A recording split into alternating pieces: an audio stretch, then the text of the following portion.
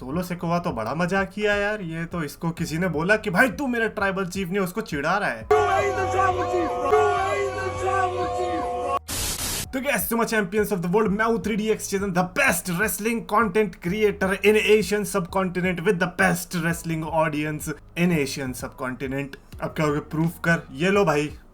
ठीक है भाई, ठीक है भाई, अब हो गया प्रूफ। सबसे पहले तो मैं जिस सेगमेंट की बात करने वाला हूँ, मुझे लगा नहीं था कि मैं इस सेगमेंट की तारीफ करने वाला हूँ, बट स्टार्टिंग में जो टिफी टाइम आता है, यानी कि टिफनी स्ट्रैटन, एक तो टिफनी स्ट्रैटन का थीम सॉन्ग बीच में से बजने लग गया, पता ही नहीं चला कि ये टिफनी का है क्या है, क्योंकि जो डेफ रेबल थीम सॉन्ग बना रहे उसमें स्टार्टिंग में तो ये डाल देते हैं, it's tiffy time, damage control, a down down. Starting से तो पता चल जाता है, लेकिन अगर किसी ने बीच में से सुन लिया तो उसका तो बेड़ा कर गया, उसे पता ही नहीं चलेगा। और मैं तो कह रहा हूँ एक बार के बाद तो सारे थीम सॉन्ग सेम जैसे लगने लगते हैं, इनके कोई वो ही नहीं है। बट खैर, टिफनी स्ट्रैटन और प्रीटी डेडली की एक साथ टीम देख के मेरे को थोड़ा अच्छा सा लगा। मतलब यार, बनता तो इनका एक ही टीम में रहना है। और टिफनी स्ट्रैटन ने जिस तरीके से नाया जैक्स को अनाउंस किया ना, जो उसकी चीख निकल गई, मैंने कहा यार माइक पे तो आपका थोड़ा मामला खराब ही लग रहा है। मेरे को ऐसा लग रहा था थोड़ी देर तक और चिल्लाएगी तो चील आने लग जाएंगी आसपास की, हाँ मेरी प्रजाति ने मेरे को बुलाया। बट हाँ, नाया जैक्स की एंट्रेंस होती है, भाई साहब वेड बैरेट बिल्कुल सही था भाई। ऐसे तो इंग्लैंड में किसी क्वीन की ट्रीटमेंट नहीं हुई जितनी नाया जैक्स की हुई, जो क्वीन बन के आई है। और मैं तो कह रहा हूँ रेस्ट इन पीस उन बंदों को जो बेचारे नाया जैक्स को उठा के लाए थे। यार एक बड़ी अजीब सी ऑब्जर्वेशन है, आई डोंट नो इस पे क्या रिएक्शन होने वाला है, बट नाया जैक्स ऐसा नहीं लग रहा कि पतली हो गई है। Why is she doing that? भाई नाया जैक्स का मेन कैरेक्टर ये है दैट शी इज मॉन्स्टर, तो अगर वो पतली हो जाएगी, टिफनी स्ट्रैटन जैसी हो जाएगी, तो फिर फायदा क्या है? फिर आप अलग कैसे दिखोगे? फिर तो आपसे कोई भी चैंपियनशिप छीन लेगा। आज का मेरे को पूरा यही लगा कि टिफनी स्ट्रैटन ने पूरा ये नाया जैक्स के लिए करवाया था कि भैया तूने मेरे लिए ब्रीफ केस दिया है तो फिर मैं तेरे को ये सब देने वाली हूँ। बट नाया जैक्स को पसंद नहीं आया कि भाई पिंक शिंक मेरे को पसंद नहीं है, मेरे को तो डिस्ट्रक्शन पसंद है। और बात भी सही है यार, जरूर थोड़ी हर कोई बारबी वाले सीन पसंद करेगा। बट पार्टी तो रून करी किसने? मिचिन ने पीछे से आके डंडे डंडे बजा दिए। और मैंने कहा यार अब मिचिन लग रहा है कि तगड़ी बनने वाली है यार। एक तो पता है क्या, मिचिन एक ऐसी सुपरस्टार है जो आपको पता होगा कि मैं ऐसा उतना तो पसंद नहीं कर रहा था, वो कैरेक्टर बोरिंग सा लग रहा था।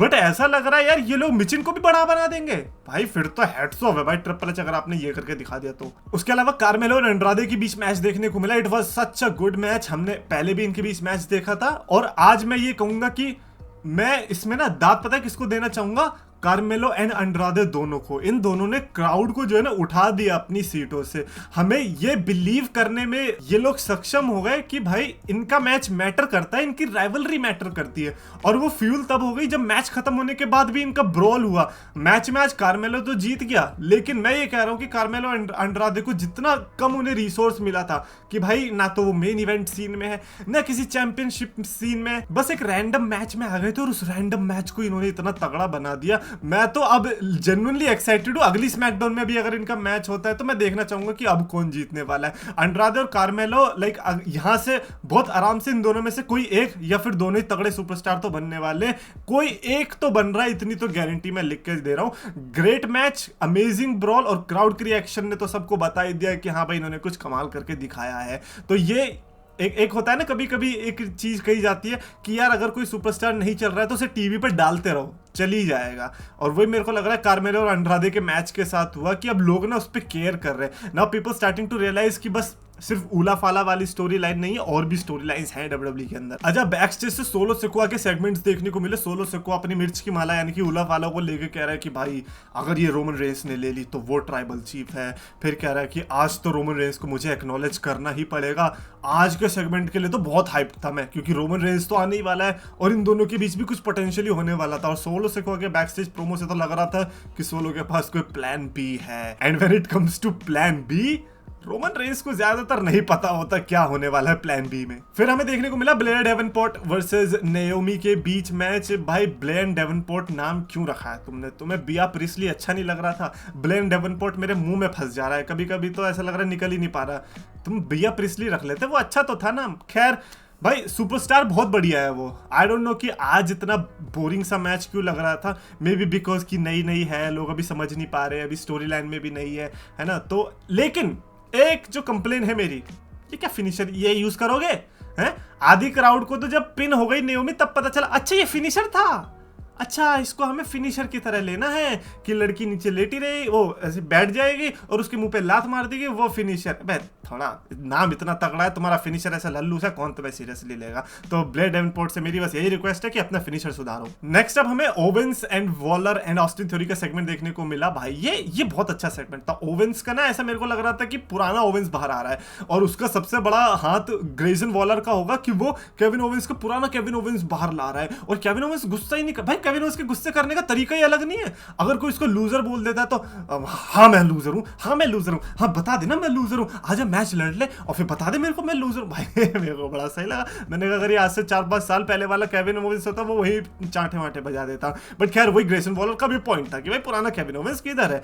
आज मैच में केविन ओवेंस ने ऑब्वियसली ग्रेसन वॉलर को हराया तो बट उसके बाद जो 2-1 की सिचुएशन हुई थैंक्स टू केविन ओवेंस, क्योंकि वही पीटने शुरू कर दिया था कि भाई मैं तो पुराना केविन ओवेंस वापस ला रहा हूँ। लेकिन 2-1 हो गया और कोडी रोड्स आया बचाने। अरे यही करोगे तुम है?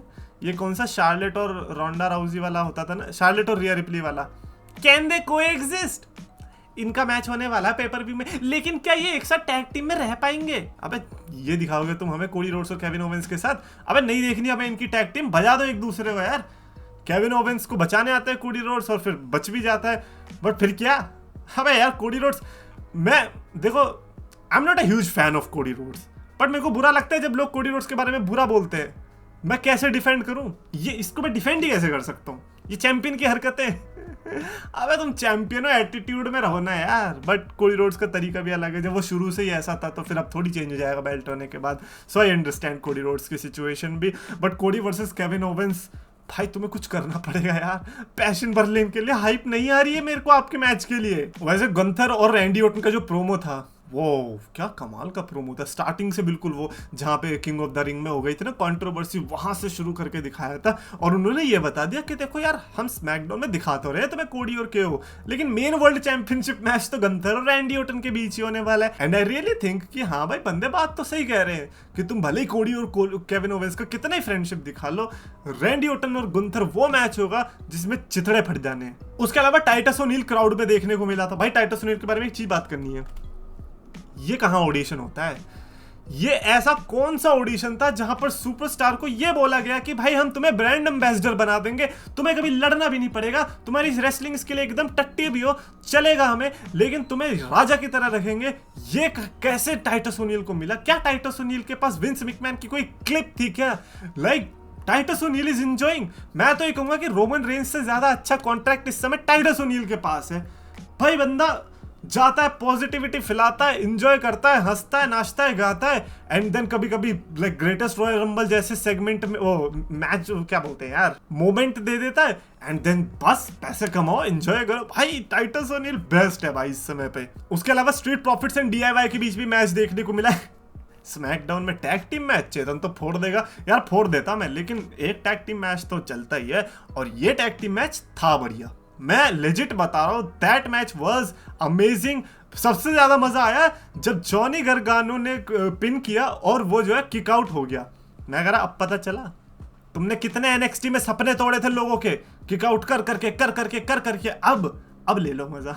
DIY मैच तो हार गई और जो मेरा एक कॉन्सेप्ट तो नहीं कहना चाहूंगा, मेरा एक जो बिलीव था कि यार DIY ऐसा ज्यादा कुछ नहीं उखाड़ पाएगी because of their size and believability, वो होता दिखाई दे रहा है। मैक्स टू मैक्स वो जा सकते हैं, वो टैग टीम तक ही जा सकते हैं। एक जो चीज है ना, एक नोशन है कि भाई एंजेलो डॉकिंस और मोंटेस फोर्ड सिंगल्स रन में अच्छे लगेंगे, वो सही बात है, वो लग सकते हैं, एटलीस्ट उनके लिए लोग बिलीव तो कर रहे हैं, लेकिन चियांपा और गार्गानो में लोग नहीं कर सकते। भाई मुझे फर्क नहीं पड़ता आप ब्लैक एंड गोल्ड NXT देखते थे या नहीं, बट अगर आप देखते थे और फैन थे और आप ये कह रहे हो कि गार्गानो और चियांपा वर्ल्ड चैंपियन मटीरियल है, then there is something wrong with you. भाई मैं भी उस टाइम पे NXT देखता था, लेकिन मैं आज जाके ये झूठ तो नहीं बोल सकता ना किसी के सामने। भाई कोडी रोड्स तो उससे बहुत बढ़िया है। सोचो कोडी रोड्स की इतनी हाइप और ये सब होने के बाद ये झेलना पड़ता है उसे। आप इमेजिन कर लो गार्गानो और चियांपा वर्ल्ड चैंपियन बन जाएंगे तो क्या होगा।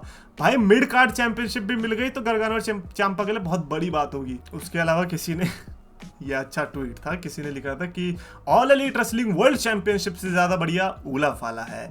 लाइक उला फाला की प्रेस्टीज भी है, उला फाला के लिए बड़े स्टार्स भी लड़ रहे हैं और कंपेलिंग स्टोरी लाइन अगर मैं कहूँ तो उला फाला के लिए ही है। तो ऑब्वियसली लाइक ये स्टेटमेंट ट्रू है खैर उसके अलावा ओटीसी चैंट्स की बात मैं कर लेता हूँ। ये जो रोमन रेंस के लिए ओटीसी चैंट्स लगनी शुरू की, बहुत लाइक चालबाजी है डब्ल्यूडब्ल्यूई की कि भाई ये कर देते हैं, अब जब भी होली शिट बोलेंगे ना तो हमें म्यूट नहीं करना पड़ेगा, हम अपने एडवर्टाइजर को बोलेंगे भाई ये होली शिट थोड़ी बोल रहे हैं, ये तो रोमन रेंस को याद कर रहे हैं, ये तो ओटीसी बोल रहे हैं, ओटीसी ना कि होली शिट ये नहीं बोल रहे हैं, तो ये उन्हें सेंसर नहीं करना पड़ेगा। ये बहुत बहुत बहुत चालाकी थी यार। नाउ मेन इवेंट आता है, सोलो सिकुआ की बैड एस एंट्री देखने को मिलती है। मेरे को नहीं पता था, मैं ये बोलने वाला हूँ, बट सोलो सिकुआ का जो कैरेक्टर था, जो कि हमें लग रहा था कि शायद से बहुत बेकार है, बट पता है कि वो जेन्युइनली बेकार था अप अंटिल जब हमें उसका अब इवोल्यूशन देखने को मिलेगा। सोलो सिकुआ मानो या मत मानो बट स्टार की कैटेगरी में उसने आपको रख दिया। हम उसको बू जरूर कर रहे हैं भाई, बू हम डोमिनिक मिस्टीरियो को भी कर रहे हैं, बट जब ये अपने स्ट्रेटोस्फेयर से बाहर निकलेंगे ना, आपको पता चलेगा कि वो कब में सुपरस्टार बन गए, कब में हम इन्हें मिस करने लग गए। और आज की जो बैड एंड एंट्री थी भाई साहब, पानी वानी निकाल के फुल, भाई मजा आ गया सोलो सिकुआ को देख के। क्या इसका मतलब है कि मैं सोलो सिकुआ को सपोर्ट कर रहा हूँ? ऐसा कुछ भी नहीं है। रोमन रेंस की एंट्री होती है, देन सोलो सिकुआ खुद बुलाता कि आजा भाई कर ले मेरे को एक्नॉलेज। रोमन रेंस की एंट्री प्रॉपर लाइक मस्त वाली। एक तो कैमरा एंगल चेंज, जो कैमरा एंगल उन्होंने रोमन रेंस के लिए दिखाया, फैंटास्टिक। पायरो आ गए रोमन रेंस के लिए वहीं पे वो बहुत फैंटास्टिक। लेकिन एक जो चीज मेरे को बेकार लगी वो ये था कि जब पायरो दिखा रहे हो ना रोमन रेंस के केस में, कैमरा एंगल चेंज मत करो। हमें पायरो से उतना कोई मतलब नहीं है, हमें मतलब है पायरो का रोमन रेंस के पीछे फटने से। भाई तुम ऐसे चेंज कर दे रहे हो, पता ही नहीं चल रहा। इमेजिन ना बटिस्टा के टाइम पे कैमरा एंगल चेंज कर देते तो वो फील ही नहीं आती ना भाई। वो फील ही तब आएगी, उस कैमरा एंगल में बिल्कुल परफेक्ट बैठ रहा था रोमन रेंस विद पायरो, लेकिन वो दिखाई नहीं। खैर क्या ही कर सकता है, आई रियली होप कि ये चेंज करे, but man that was amazing entrance. Feel आ गई थी पूरी, लाइक कितनी बार तो हम ये वर्ड बोलेंगे, बट ऑरा नेक्स्ट लेवल पे था। उसके अलावा फक यू सोलो के चैंट्स भी लग रहे थे बेचारे सोलो के लिए। और टामाटोंगा को तो उसने मिर्च की माला दे दी कि अब मैं लड़ूंगा, और मेरे को बिलीव नहीं हुआ। मैं कहा ये सही में लड़ देंगे, यानी कि हमें इनके बीच मैच देखने को नहीं मिलेगा। क्या ये रोमन वर्सेस सोलो बचा रहे बाद के लिए, बहुत बाद के लिए। इन्होंने पिटाई करनी शुरू कर दी एक दूसरे की, और रोमन रेंस ने अल्टीमेटली बैटल जीत लिया। स्पीयर भी मार दी सोलो सिकुआ को। सोच रहे हो एक ऐसा मैच जो कि बहुत एंटिसिपेटेड लग रहा था, उसमें रोमन रेंस ने ऑलरेडी स्पीयर भी मार दी है, मिर्च की माला भी उठा ली है, उला फाला भी उठा ली है। And then comes Jacob Fatu with the bad leg, और बैड जो बजाया है रोमन रेंस को, पूरा बदला ले लिया कि भाई तेरी वजह से मेरी टांग टूटी थी। मतलब वैसे रोमन की वजह से तो नहीं टूटी थी, बट आप समझ सकते हो ना, जेकब फाटू ने जो मारा है रोमन रेंस को, वहां से तो मीम भी निकल के आ गया रोमन रेंस को ऐसे करके जो कर रहा है, मैं तो कर भी नहीं सकता। बट माय गॉड, इससे एक चीज बहुत जो बेकार पता चली है ना वो भी बता दो, बट ये जो पिटाई करी और द शील्ड का पावर बॉम्ब जो मारा रोमन रेंस के ऊपर, जेकब फाटू, टामाटोंगा और सोलो सिकुआ ने मिलके, क्रेजी भाई। अब तो ये बदला लेना ही पड़ेगा रोमन रेंस को। इससे एक और चीज पता चलती है कि क्या ये जा रहा है, क्योंकि आज लास्ट एडवर्टाइज था, अगली स्मैकडाउन के लिए Roman Reigns as such advertise नहीं है। तो क्या ये बंदा बैश इन बर्लिन में नहीं लड़ने वाला? क्या रोमन रेंस सीधा बैड ब्लड में आने वाला है? भाई तुमने हमारी उम्मीदों को इतना ऊपर क्यों बढ़ाया? हमें तो लगा भाई तुम अब लड़ने वाले हो। मैं रो दूंगा यार, ये गलत है भाई। रोमन रेंस सबके बाहर रहेगा क्या बस एक शील्ड के पावर बॉम्ब में? यू आर रोमन रेंस, भूलो मत। नहीं यार ये गलत हुआ, मेरे हिसाब से तो गलत हुआ। ऑब्वियसली रोमन रेंस इतना जो इंडिस्ट्रक्टेबल दिख रहा था उसको डिस्ट्रॉय कर दिया जेकब फाटू ने। तो clearly Jacob versus Roman is a money match. Money match कब होता है ये देखने वाली बात होगी। उसके पहले क्या रोमन वर्सेस सोलो होगा, क्योंकि अल्टीमेटली ट्राइबल चीफ के लिए मैच होगा पहले। मिर्च की माला नहीं ली है, वो सोलो के पास वापस आ चुकी है। Overall SmackDown was fantastic. हाँ मैं वही बंदा हूं जो कि 3 हफ्ते पहले स्मैकडाउन को रोस्ट कर रहा था। भाई ऐसा नहीं है, मेरे को स्मैकडाउन से कोई दुश्मनी नहीं है। अगर गंदा शो होगा तो भाई वो पिटेगा भी। ऑल एलीट रेसलिंग क्यों पिट जाता है मेरे से? क्योंकि वो गंदा शो देते हैं, तो ऐसे ही वो भी पिटे थे। अब क्योंकि आज अच्छा था तो फिर तारीफ करनी बनती है। उसके अलावा मैं एक और चीज़ देख रहा था, ऑफ एयर होने के बाद सैमी ज़ेन और Jey Uso, like Sami Zayn का मैच आई थिंक हो रहा होता है, जे ऊसो आता है, दोनों एंट्रेंस पे जो खुश होते हैं भाई, पूरा ब्लड लाइन के पुराने दिन याद दिला। आ जाओ यार तुम। और जे ऊसो तुम वहीं थे, तुमने रोमन को बचाया भी नहीं। ओ मैन ये तो गलत है जे ऊसो भाई, ये तो लाइक सही बता रहा हूँ, अगर कोई ऑडियंस में बैठा था वो तो कहेगा पागल है बड़ा, अपने भाई को पिटने दिया। खैर कमेंट्स में लिख के बताना मेरे को, अगर आज की स्मैकडाउन को रेटिंग देनी होगी 5 में से, I think I would give it a solid 4.5 की star rating. That was good SmackDown man, good SmackDown. Comments में लिखो, आपको वीडियो पसंद आया तो प्लीज लाइक और शेयर करो, चैनल सब्सक्राइब करो।